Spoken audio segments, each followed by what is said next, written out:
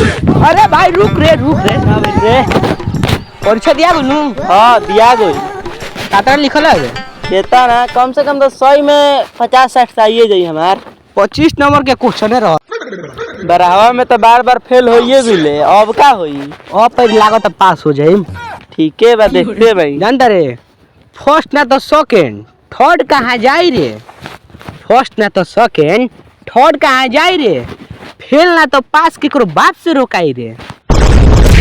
अरे तेरी मास्टर की पढ़ाई लिखाई छोड़ देंगे और जहाँ भेटाएगी वहाँ कोड़ देंगे। साले मास्टर तेरा स्कूल पर नहीं आई रे।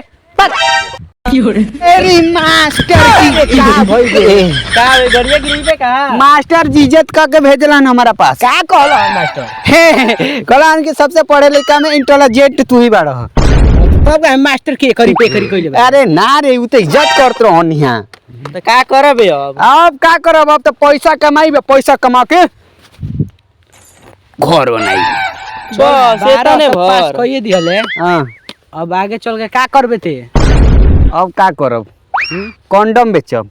साला ये सब करबे रे। का करबे हम कहते कि पैसा कमा के तना पैसा कमाई कि पैसा ले अपन घर बना दे। ते घरे बनेबे हम गाड़ी सोना के चलाईम। हम इंजीनियर बनम तोर घर के नक्शा हम ही निकालम। हो ई तो बात पक्का कलसा। हम ओकरा में चूहा के काम करम, मैं नीचे छेद करके तोर पैसा गायब करम। यानी ई बनी सीबीआई। हम बनम इंजीनियर इस साला का घुस ही ना दे। मोशन रास्ते बना देम कि केनियो सही कर पोते ना चल। हम बन बिजनेसमैन। का बुझल सर। अच्छा फेकसन बड़ बड़ बाद में पता लगी। ए देखी ना अगला महीना ऐसे खचा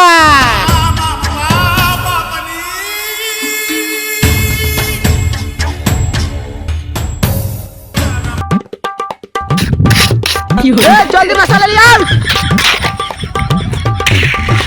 अरे साला तेज कहां से आइले। अरे तो तेज जगह करता रे। हम तोर स्कॉनी न बड़ा का इंजीनियर बनम देख दवा दे। तो तोरा से हम करे नु कि मेहनत करके घर बनाई बिजनेसमैन बनो।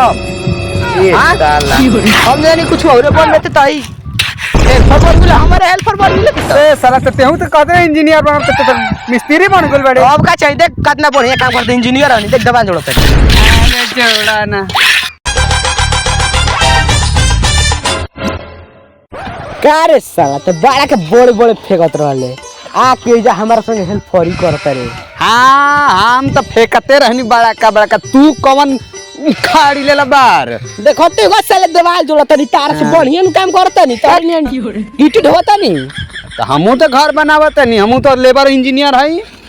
तू लेबर इंजीनियर हम तो वाल इंजीनियर हनी। अरे राम राम तो हमनी से बढ़िया सिविल इंजीनियर बनल हो। इंजीन उ का बोल देला नीलावा। आउ देखलो अनिलवा सिविल इंजीनियर बन गेल। चल देखो का कर चल 10 दिन बाद ले लिए।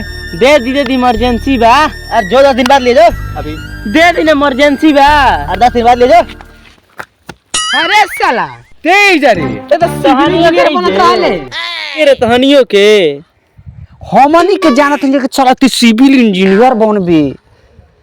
बनल नहीं की रोज 400 रुपए पीटी ना। बहुत लामा लामा फेंकत रहल कि हम सिविल इंजीनियर बनब। तहनियों के तो फेंकते रहलसन संग में ना हमारा रहलसन फेंकत से का कहनी कि हम बनम इंजीनियर देख हम कहनी ना कि हम खोद के पैसा निकालम। देख ले ईटा खोद के निकाली ना ओले पैसा बनेला पैसा। हां ठीक कहता सब समय के अनुसार बा यार। लइकाई रहला तो खूब फेंकत रहनी जा ना यार का करबे तनी क्रॉस लागू रहला अंग्रेजी में हमारा नु तोनी मोनी खाते हम छट कोनी है। बोल सकना तू बराबर हम इंटरव्यू में गोई रहनी बाकी पहले ही भगा देला हसन।